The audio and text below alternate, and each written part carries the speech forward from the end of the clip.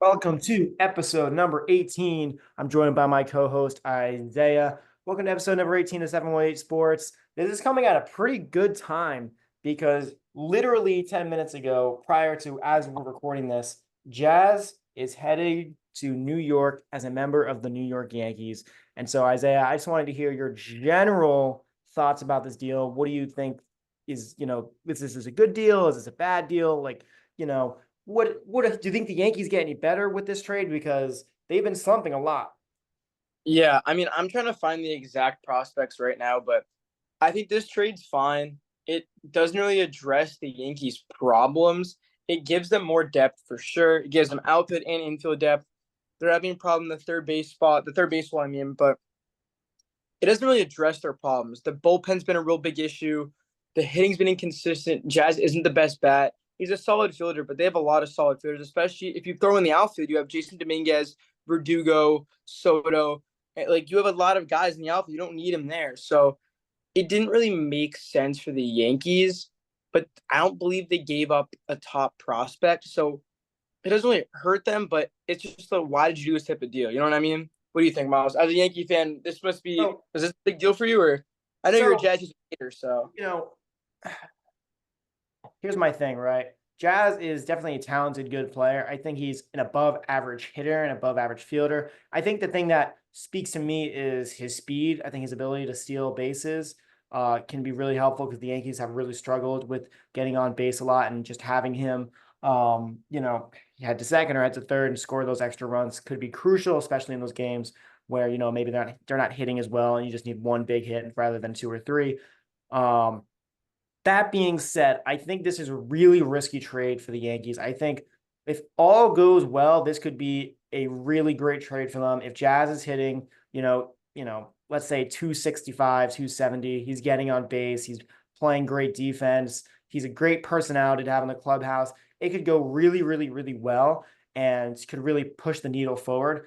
But I could also see this being a complete and total catastrophe as well if he underperforms. He's played in Miami, which for in basketball and some other sports, Miami's the center of the spotlight for a lot of teams, especially the Miami Heat, but no one really cares about the Marlins. And, can he handle the pressure of being a New York Yankee is going to be a big topic. And can he be able to play the infield? Because I don't see a situation where he's going to play as many games in the outfield because they already have a lot of mhm. outfield depth with Judge and Soto and, Dominguez potentially coming up. And Trent Grisham's still in the center field once in a while, so he's most likely going to be playing second and shortstop. But also, he's not that much better than Gleyber Torres is. So if Gleyber Torres starts breaking out, where do we put Jazz? I think it's if the Yankees are still slumping for this long and this for the future, I think it could work out and get them a few extra wins. But I only seen them winning two or three more games because of Jazz. I don't really see this moving the needle too far because again, it doesn't address the issues with the bullpen. And, I think they really need a lockdown starting pitcher because, the starting pitching has been good, but it hasn't been great. Cole is still their ace technically, but he's still coming off an injury. He's not looking as sharp as he maybe once was. And you can't really rely on Carlos Rodon or Marcus Stroman to be the number one guy. And we saw Nestor last night. He had a fine start, but he's not the number one guy either. Yeah. He's never really been. So I think this is a really fascinating trade. I think it's risky. I think it's ballsy. And I think honestly, it shows that I think the Yankees are going to make some more moves. I don't think this is the first move they're going to make. Uh, this is a really, strong trade for the Yankees. I think, it could go either way. It could really move yes or no, could be good or bad. But I see your face. What are your thoughts about Um, saying? I mean, to finish up with the conversation before we hop into the video, I was talking to my friend about this a few minutes ago, and Chisholm is he's a fine player. He's a good decent bat, good glove, but compared to other guys in the market like Jonathan India who can play third base, even like Vladdy or Pete Alonso at first, Isaac Brady is at third base. There's a lot better bats, especially bats, a lot of better bats in the market who the Yankees can afford to get. So getting Jazz Chisholm doesn't mean you can't get them, but it just brings the topic of why would you trade for him if you're really not going to play him? Jazz, he's not. What is he? A one-time All-Star? He's not a superstar player. You have to start every game, but he would start on most teams. The Yankees have so much outfield depth. Dominguez coming back up second half of the year. Verdugo's been great this year. Soto, Judge, in that getting him, there was really he doesn't really fit into the lineup well. He doesn't fit in. There's no real spot for Jazz, which is confusing. And guys like Jonathan India was a much better third baseman. Alex Bregman on Houston, much better third baseman. Paredes, like there was better guys to get, and they didn't get him. So it just brings the question of what were the Yankees thinking going into this trade? But I think um, one yeah, stat that I'm showing right, I'm looking right now is he's playing 101 games. He's got 96 hits. So he gets on base, and the OBP is 323 as of this recording. So the dude gets on base when he needs to, and I think that's a big part of this. But my question really is this really an upgrade from Gleyber Torres or Alex Verdugo, which prior to June, they were having, or at least Verdugo was having a pretty good start. Torres has kind of settled down a bit, but you remember 2018, 2019, Gleyber Torres was a really strong player. And, he clearly still has, 2023 Gleyber Torres was their best player pretty much other than Aaron Judge. So there is a lot to be asked on the table. But moving forward, today we're just going to talk generally about how the season's been going for a lot of teams, looking back at our predictions. Since we're already in the AL East, we might as well talk about it. So we both predicted the Orioles to be in first place, which, as of this recording, is true. I think the Yankees and even the Red Sox could make some moves and really, we'll see. Maybe the Red Sox could win the AL East, or maybe the Yankees could win the AL East. As of this recording, the Yankees are 1.5 games back. So it's definitely not impossible for the Yankees. 2 games, excuse me. So it's definitely not impossible for the Yankees to win the division, but it's definitely not impossible for the Red Sox to win this division. yeah. And both of us, we put out a video saying the Red Sox are finishing last place. That's like our lock. That's our guarantee. They just keep on winning games. And Jarren Duran has turned into a legit ball player. Alex Cora knows how to manage his team. Rafael has been having a really great rookie year. Devers is still crushing. So the team is still performing well. Is this a World Series contender, though? I would say no. As a baseball fan, I would say no. But I think if they do make the right moves, they could be a sneaky team similar to an Arizona Diamondbacks team from last year. I mean, I won't argue with that. I think the most surprising teams for me in the AL East right now was Tampa Bay and Toronto. Both teams, Tampa Bay is sitting at 500. They're 9 games back, while Toronto's 8 games under 500 and they're 14 games back. Toronto's been really, really bad this year. I didn't think they were going to be anything special. I don't think they're competing for a World Series, but they're really doing nothing. They traded, oh my gosh, they traded a reliever yesterday to the Mariners. They didn't get a lot in return, but they've been really underwhelming. Ricky Tiedemann hasn't really progressed a lot in the minor leagues this year. Gosman's still great. They still have good bats, but the team actually hasn't done a lot. I did not expect going into this year that I would hear Vladdy and Bo Bichette rumors at the deadline. I think Springer could get traded too. Like they need to get rid of cap space. So I'm really shocked how bad Toronto's been. Same thing at Tampa Bay. Tampa Bay's been really underwhelming. They always look underwhelming going into the season, but they've been really, really underwhelming this year. They might trade Paredes. They traded Randy Arozarena. So the bottom of the AL East is getting a lot weaker this point of the year. So it's really interesting to see. I did not think that Toronto or Tampa Bay would be this bad. And both teams are pretty much looking like they've given up on the playoff hunt. Well, as you said, Boston's going to be buying at the deadline. So I'm excited to see what they do. Yeah, Boston hasn't really bought too much of the deadline as of this recording, but they should be buying at the deadline because they're really not that far out and a lot of things can happen.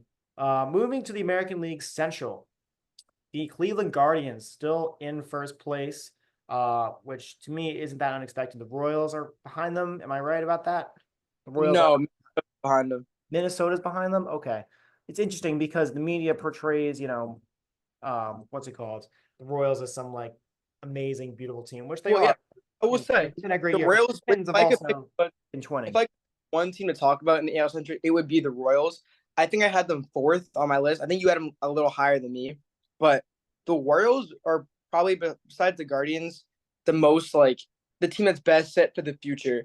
Like Salvador Perez has been a phenomenal year. Bobby Witt's been great. Cole Reagans has been lights out this year, and I believe they got Hagen. No, did they get Hagen Smith? Yeah, they did. Yeah. Yeah, they did. So they have two. They're about to have two crazy lefty arms in their rotation. Cole Reagans is disgusting, but they look really good. They have to be buying at the deadline. Sorry, excuse me, but they look phenomenal. I mean, what are they? They're 5 games back of Cleveland. If Cleveland's not doing the right thing, I could totally see Kansas City creeping up and taking the division. Kansas City has been by far the most surprising team for me in all the MLB. They've done so much this year compared to like the last couple of years. They've been really underwhelming, but this year, Vinny Pasquantino, the team is like Bobby Witt, like the team has really come together and they look really, really fun and they're really fun to watch. And they're just playing really high level baseball. Yeah, and that again, that's what happens when you get a Super Bowl champion as your co-owner. Patrick Mahomes wins a lot of football games, but he wants a winning product on the field. Tigers have been pretty good too. Stubak's been pitching amazing. I just don't think the Tigers are just there yet. I think they're gonna sell some of the smaller pieces at the deadline, and just focused on being a little bit of a below 500 team. And I think Tigers fans are okay with that. Would you say you're okay with selling at the Yeah. deadline? What I am interested by though is that I think they should sell the deadline, but the Tigers are honestly competing for the third wild card spot right now. So they have to be really careful. I believe right now it's Baltimore. It's Yankees have the first one. Then it looks like it's Minnesota and Kansas City with the next two. And Kansas City is only what 6 games above the Tigers, which isn't a lot with like what 60 games left in the year. So I mean, if the Tigers can play high level baseball, they're really competing for a wild card spot. So that means that this trade, like the next what 4 days, is gonna be really huge for the Tigers. Do you trade Scuball? Do you get prospects back? What do you do with guys like Colt Keith, Torkelson? So the next couple of days is gonna be really interesting to the Tigers. But moving down to the AL West, um, the Mariners are my like surprise team. They're 1 game behind Houston, but they've been so bad this year where it's confusing how they're winning this many games. They're some of the worst hitting stats in all the MLB. They're making changes. They got a Rosarena, but he's not really the superstar bat that you need to really push them over the top. They still should be going after Luis Robert, Vladdy, Pete Alonso, other big guys in the market, but they have some of the best starting pitching in baseball. They have great defense. It's just the hitting has been so awfully bad that they're honestly giving up the division right now. Yeah, and here's the frustrating thing is, if they had won, a lot more games in that month of May and June and early July, they could have knocked the Astros down below 500. Not only that, but they could also force Houston to sell. But instead, they gave up an entire division to Houston. And remember, Houston was really bad. Like there was a time where Houston was in last place. And I told you, like, I was like, this might be it for Houston. Like, but you can never doubt, a team that has players like Altuve and, Jeremy Pena, guy, Kyle Tucker. Like those guys are still making those big plays when they need to. And it's just frustrating. The Yankees did their job. We swept them in their home and we won a series at Yankee Stadium. We did our job. So I don't want to hear anything about that, first of all. Second of all, again, gave up the division lead. And I think another team that is really interesting to me is the Rangers, kind of a World Series slump, post World Series slump, because they're below 500 right now. They've played better baseball as of late, but man, I mean, normally the teams that win the World Series at least make the playoffs the next year. This year the Diamondbacks and the Rangers are not even in playoff contention, in my opinion. So I think the Rangers are going to be selling. I think the Angels are bad.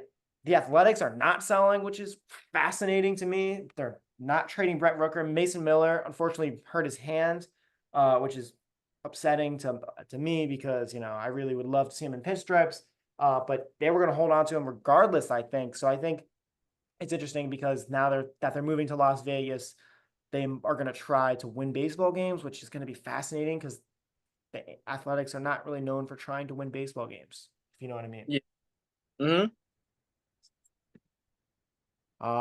Yeah, moving on to the National League East. Wow, what a shakeup this has become. First, let's start with the Marlins. Obviously, they just traded Jazz. They're going to be selling. They're probably going to be selling Tanner Scott probably by the end of this video, pretty much, because they're already on the phone trading, Jazz and whatnot. The Nationals have so much young talent. They got James Wood. They got all these guys. And honestly, I could see the National. I was thinking about this on my drive back home from the store, about what I'm going to say in this video. And I'm saying The Nationals might be the Orioles in 2 or 3 years, where they're going to have a ton of loaded prospects. They're going to have a ton, of young talent coming up, and they're going to potentially win some pretty big games and even the World Series. I think the Nationals are a team to look out for. Moving up a little bit more, the Braves.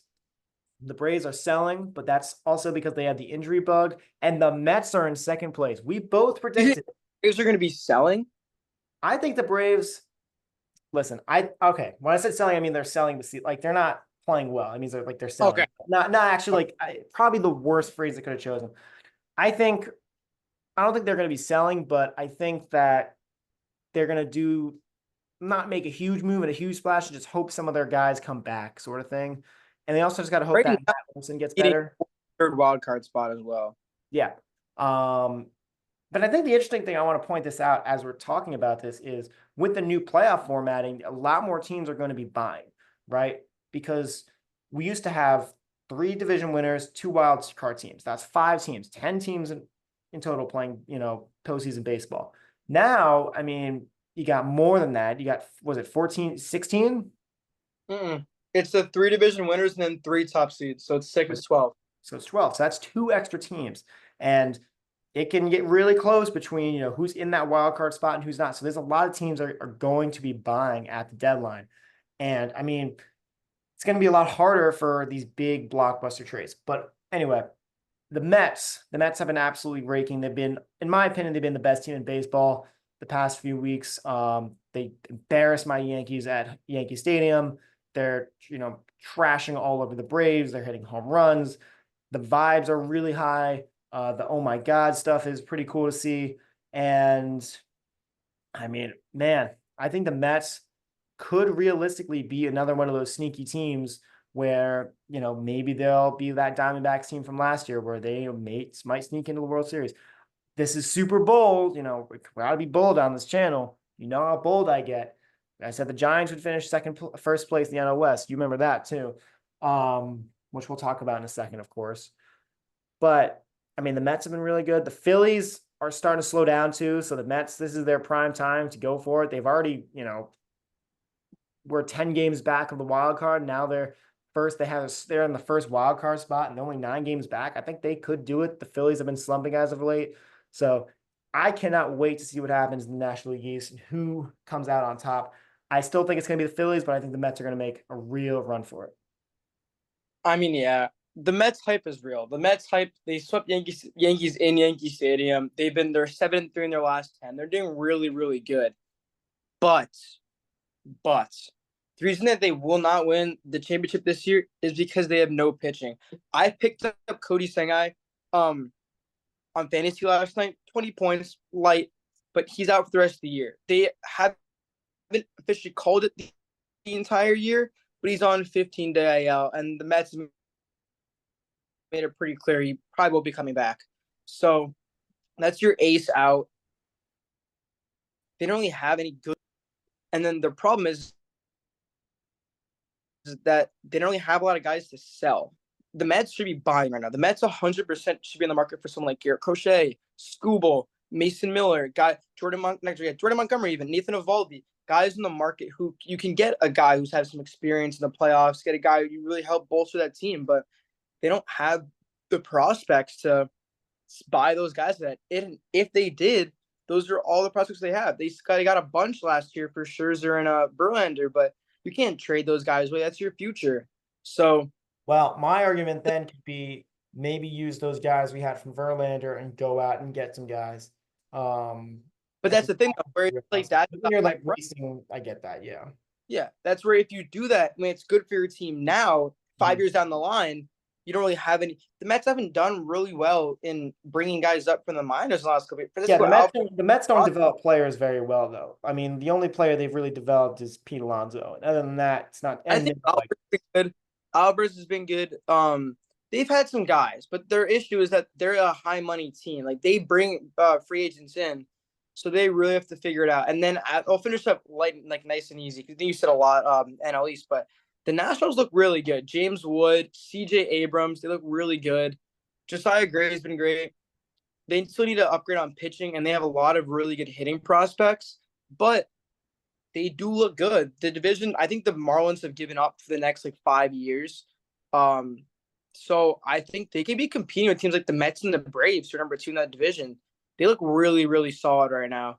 6-4 in the last 10. They're only 16 games back, which they probably won't catch up, but they do look very good. When Dylan Cruz comes up, they're gonna have an elite outfield. So I'm really excited about them. And the NL Central is probably the most interesting division in baseball right now. The Cubs are in fifth place. Pittsburgh's in third. St. Louis is in second. I don't know. I don't know how in this is possible, but I think I could talk about all these teams for hours, but I won't because we have less time than that. Milwaukee is leading the division, but I actually have a question then. Yeah. Milwaukee is leading the Christian Yelich is out for pretty much the entire year. I have two questions. What do you do at the deadline, and how does the season go for the Brewers? Well, As it obviously, obviously they got to keep buying at the deadline. There's no question about that. They still got the guys in there to do it. They're in first place. They're 6 games up, which isn't a huge lead, but still somewhat comfortable lead. I think the Brewers at the end of this will still come out on top. I think they could use some more hitting. They could use some more power hitting specifically. Some more pitching could be nice. I think the Brewers at the end of the day are still going to be NL champs, but I think the Pirates, especially with, the Paul Skeens train, I think could go either way as well with, we have a great team now. Let's go for it, go for it, go for it, go for it. Or we have, Skeens is a great talent, but let's keep developing our guys, get some more prospects and focus on next year. I think either or is possible with the Pirates and even the Cardinals. I think the Cardinals could do that too. I think the Reds, it's so close. I mean, that's the amazing thing is Every team has to be buying. The only like team every team other than the Cubs, I think, are going to be buying. Like, Yeah, guaranteed. the biggest market in the division is Chicago. So Chicago will probably buy. I Um, don't think they will. I don't think they're going to buy. I think they're going to sell because obviously this, and they've already been talking about who do you selling. sell? Suzuki. They don't really have a lot to sell Sell anymore. Cody.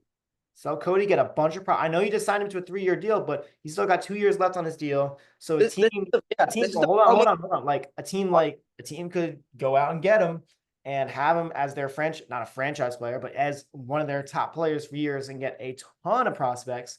Maybe similar to a Juan Soto-esque, deal where it's like you're getting like 6, 7 prospects, for For Cody Cody Bellinger. Bellinger, Well, look, he's on the contract for 2 years after this. He can be a he's not franchise worth. player. Cody Bellinger is not worth a top 10 prospect. Yeah. He's maybe worth 2 top 20s in your system, but not no top 10s. Cody Bellinger's had a very off year. The Chicago Cubs, I can see where you're coming from, but they don't have a lot to sell. They have Seiya Suzuki, they have Dansby Swanson, Cody Bellinger, and they have Steele. That's it. That's all the people the pieces that are in the MLB. They can Pete Crow Armstrong too, but you don't want to trade him. No. This division has been it's we thought it was going to be the worst division in baseball, and it's looking like the most competitive right now, which is really Easily the most competitive. and I think that's the problem too, which is I feel like a lot of these teams could benefit with in division trading of like trade Henry Davis to Chicago, get a young guy change the scenery, get Cody Bellinger back. Like they could do a lot of Jonathan India moving around. Yeah. But that's in division and it's so close. We're not going to see these trades, which really sucks. But division looks really good right now. I used to like Pittsburgh and Paul Skeens. They have a lot to offer. They have a lot of good young prospects coming up. So same thing with Cincinnati. They've been developing prospects really well, but I just can't see anybody really. I feel like none of the people in the, I don't even know. Like I can't name a Milwaukee top prospect besides Chirino. Like they're gonna have to be buying. They're gonna have to trade MLB ready guys for MLB ready guys. You can't risk prospects right now. This division is weak where someone could be in the playoffs every year. Someone new. Like you got to focus on that. But if you have anything else to say, we can move to the AL West. Yeah, let's just wrap up with the NLS. I think what you were saying is pretty much spot on. This is going to be a competitive finish. And I think, honestly, all 5 of these teams could come out on top. The Cubs, I doubt it, but I think they could do it. Like, if they really want to go for it and, the guys start playing better, they could do it. Moving on to the NL West, the Rockies suck. The Giants have not been playing very well. So that take about them winning the NL West did not age well. But Really bad. I was bold. Gotta admit, I was bold. Uh, The the Giants are Diamondbacks, minus 25 in run differential this year. yeah, yeah, which is not great. Yeah, I mean Snell turned out not so great. Yeah. I think that was the concern, though. That was always the concern with Snell. Like guys like Robbie Ray, they're very inconsistent. So I've been, inconsistent. yeah, I've been surprised about how bad they've been. They're not terrible. Let's put that. They're 5 games under 500. They've won 50 games so far. It's just they should be competing more. Mm-hmm. If I can hop in, I love San Diego right now. I have Dylan Cease on fantasy, no hitter last week. Like that, them trading Thorpe, great deal for them. I think San Diego's in a really good spot. Jerickson Profar is at an starting all star. Like, he's had a phenomenal year. I did not think they were going to be second place in the division, top wild card. I thought they were going to flunk out, do some Padres stuff, but the Padres do look, sorry, really good. They also now have the prospects and the MLB ready players to make moves at the deadline. I don't know necessarily who they could use, but I think if you're the Padres, you're just calling, you're asking who's available, and I think someone's gonna give them a good offer. The Padres look really good. I think the Dodgers are gonna win the division. Dodgers have been so good, but sorry, Yeah. 1 second. I gotta wait. I think Bregman just got traded. Are you serious? My friend just sent me a text. I mean, let me check Hold up. Jeff Passan. Sorry, everybody. Let me be real. Jeff Passan. 5 episode trade would be cool. Wait. Is this why is he saying this? Breaking news. That's not him. Let me see this. Uh, Let's see. I don't see anything on my. Hold on. Let me check. Let me check X. Alex. Wait, am I tweaking? Oh my! Did he catfish me? Oh no! It was sorry. It was false. I got excited for a second. It was not a trade. Wow, that sucks. That really sucks. I thought he got Yeah, I was gonna say I don't think traded. the But Astros speaking can of, trade like, it seemed like Bregman. wow. I'm gonna have to yell at him. He texted me Bregman with a crying emoji, and I thought Bregman got traded to the Yankees. Huh. But yeah, San Diego's been really good. They could use someone like Bregman. They could use they have so much depth, but they have so much room to move guys around that this team is in a great position at the deadline. They have a chance to really compete in the NL this year. So it's really interesting. I think they need to boost their pitching a little bit. Cease has been good. Musco's been good, but you could always use more. Always use more. I hate the Dodgers. I think they're ruining baseball. I really do hate the Dodgers. It's ridiculous. But the fact that the Phillies are a better team than them. Let's go to the teams that are better than them. The Guardians are better than them. Like, I hate the Dodgers with everything I have. I really don't like them. I think the Otani stuff is getting crazy. I think it's all a story, and money is not going to buy a championship necessarily. The Dodgers have not won a playoff series since 2021. No, 2021, right? Yeah. Um, so I don't care what people are saying. I think the Dodgers are incredibly overrated. I don't care that they have Otani. I don't care that they have Freeman. I don't care that they have Betts. I don't care. I think they're going to find a way to mess it up. Is that I me just being I a negative Nelly and an angry Yankees fan? Maybe, but I think they're ruining baseball. Regardless of that, the Padres are only 6.5 games back. Now they were below 500 for most of the year. They've had a good stretch as of late. I think, as you were saying, they're just going to go around calling teams up, being like, "Hey, what do you got? Who's available?" And from there, you'll see what happens. They still have a lot of prospects that they got from that Juan Soto deal that they could move around. They have a ton of great talent. I mean, Michael King has been pitching lights out. Uh, that's a name that's been pretty big. So I don't know. I think the Dodgers are still going to win the division, but I think yeah. the Padres could easily be that first wild card seed and shocks the world a little bit. I think Manny's still that guy, Tatis is still that guy. Jackson Profar has been playing unbelievable, and they still got two starting pitchers that are, in my opinion, like top 15, top 20 in baseball. So you know I think it's going to come down to it. But I mean, any other I'll go any back. other comments? I see your head was turning a little bit there. Your Dodgers take isn't wrong because the money is partially rooting baseball, but they develop prospects so well. So like James Paxton going to the Red Sox is a win for both teams.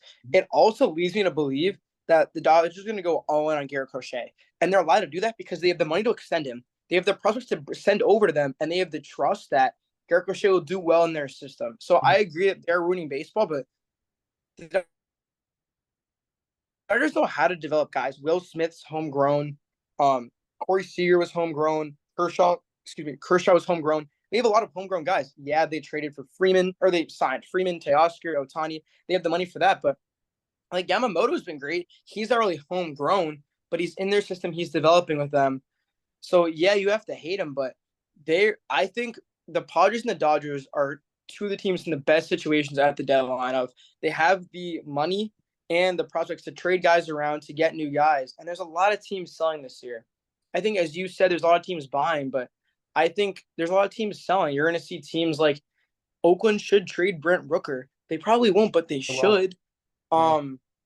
The White Sox are trading Luis Robert and Crochet. Like, there's a lot of teams selling this year, more than there usually is, and there's a lot more teams buying. Arizona has to get somebody to even attempt to make the wild card out. They need to make a splash because Rodriguez is not the whole year. So this division is in a really good situation of prospects and money to trade and sign big guys. Also, I know it's not a fan favorite, but Trevor Bauer is still on the market. Oh, enough with the Trevor Bauer. He's not going anywhere. If a He team probably needed Trevor won't, Bauer, but they would have gotten him by now. I'm just putting that out there. The team and wanted you're Trevor not Bauer, wrong. he'd You're be on a not team wrong. right But now. like No, you're wrong. at this point, like Arizona, just sign him to like a 1 year deal, like the rest of the year for like $2 million. Like it Mhm. doesn't hurt anyone. For half the season, you're competing for a playoff spot. You're bringing in more revenue for your city and for your team. It makes no sense. But I like the Dodgers, San Diego, and Arizona at the deadline. They're all going to make moves, and I think besides your wild take about the Dodgers and the Giants being flipped, I think the divisions are all pretty much what we expected, except for the NL Central and the NL West. I feel like we pretty much anticipated what the teams were going to do. And the Red Sox. Don't forget about the Red Sox. My fault, my fault. That Yeah, was Red just the Sox we get too. But that's pretty much all I got. That's all pretty much we got for you. So mm-hmm. thank you guys for tuning in to another great episode of 718 Sports. More content is coming your way. I'm all tired. I literally just had a post 36-hour shift. It's been a great, yeah, I'll tell you about that when we get off the call. Pretty crazy stuff going on. More content going to be coming up with the MLB trade deadline. You know, my ESPN notifications are on. I have the score notifications on. Jeff Passan notifications are on. I know everything that's going on. So I'm excited to, make some more content for you guys. And, we'll see you next time. Stay tuned. Follow us on TikTok, 718 Sports. Go link in.